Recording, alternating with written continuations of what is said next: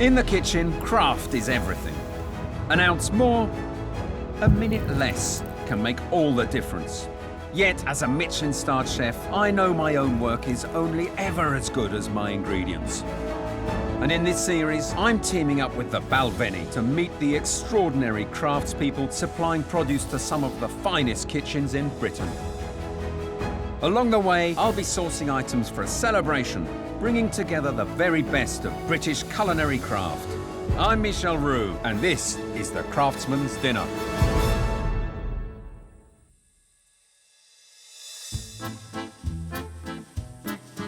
Mention sparkling wine, and for most people, there's only one name that springs to mind.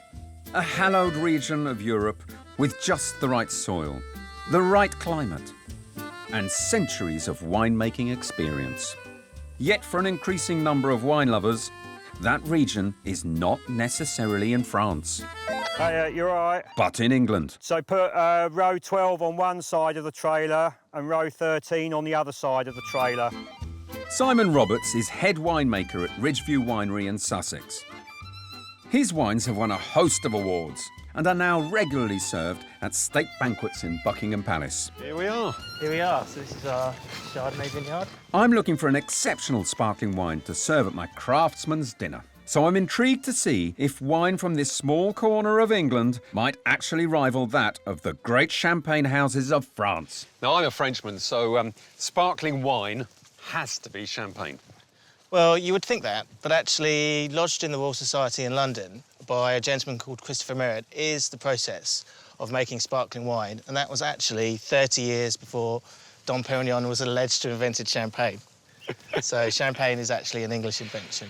Zut alors! But, I mean, obviously, champagne has the name of everybody recognises sparkling wine, and certainly when my parents planted this vineyard 22 years ago, I mean, it really was very much a challenge, you know, just to have people try English wine. Sussex is over 100 miles north of Champagne. Yet the two regions are more similar than they might first appear. Crucially, they both share the same chalky soil and moderate climate that's ideal for the grapes used in sparkling wine. Simon, most people would think that to make great wine, it's all in the blend, but you and I know it's actually more than that. Now, tell me about the decisions that you have to take as a craftsman whilst the grapes are actually still on the vine. Well, we believe that the winemaking process starts in January, at the beginning of the year, when we have to prune the vines. That then will decide how many grapes we produce. If we produce too many, the sugars will be too low or the acidity will be too high. If we leave it too short, then the opposite. So loads of decisions with your sécateur during the winter months. That's it, yeah. I mean, and that will affect what happens in the summer months. Basically, this will decide the whole growing season, this decision at the very beginning of pruning. So it is very important to ensure we have a good harvest. 2 weeks go by. Once the grapes have ripened, it's time for harvest. Simon brings in an army of workers to help pick over 17,000 vines. The team have just a few days to harvest the entire crop before the grapes will be spoiled by over-ripening. Right, there they go. Is it looking clean? Looking good? Yeah, cool. It's a mammoth operation. Once the grapes are picked, they're taken to the winery to be pressed. The juice is then fed into vats where it undergoes a first brief fermentation. And 10 days later, the young, unblended base wine is ready for its first tasting. When you're next going to try this, so it's been bottled in a few months, it's going to be 3 years older and with bubbles. So bear that in mind when you try it. You're setting me up for something here, aren't you? Well, see what you think, so. Oh, here goes.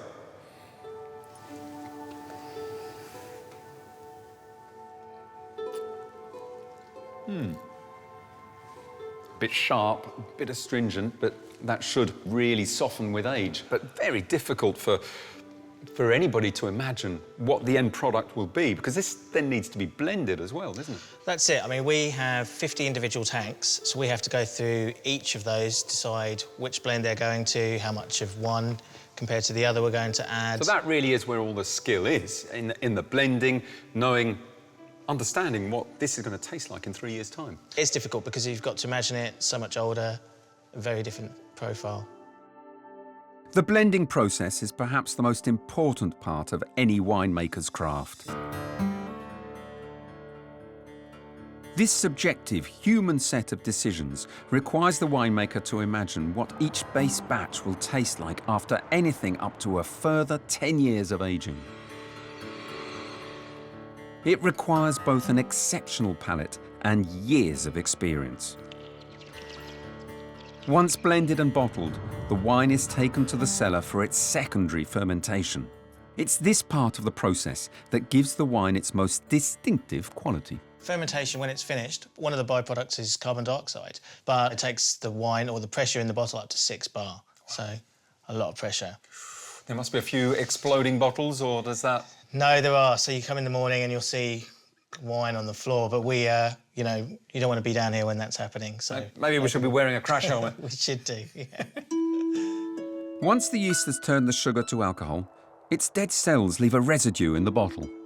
So if you look at a bottle here, so this doesn't look particularly appetising. It's cloudy, there's the sediment there, but this is what gives the wine its traditional flavours. So if you were to taste this after it just finished fermentation, it would taste yeasty. If you aged it a little bit longer, it goes into doughy and then bready. So depending on the style of wine that you want to create, depends on how long you leave it down here.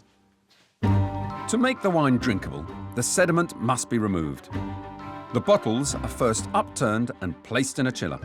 The residue gathers at the tip of the bottle and freezes in a single plug of ice. Inside, the liquid expands, and with a little help, it's forced out in a single split-second blast. The bottles are then corked, washed, labelled, and at last, they're ready for drinking.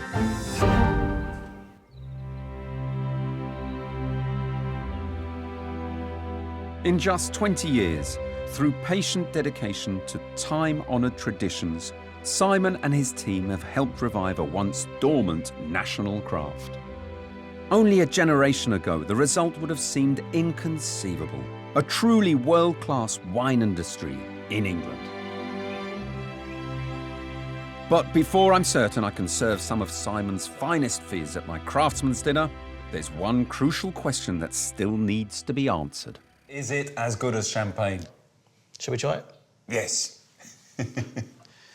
Well, the wine that we're going to try, its predecessor won the Decanter Wine of the Year Award, Wow. Which is the only wine competition to have champagne and sparkling wine together. And, well, let's try it and see what we think. Look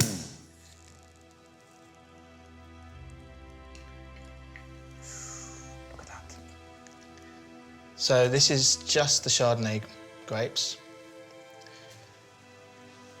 So just on the nose, get the same smell of fruit, rich Chardonnay fruit that I was getting on that relatively fresh juice straight out of the vat.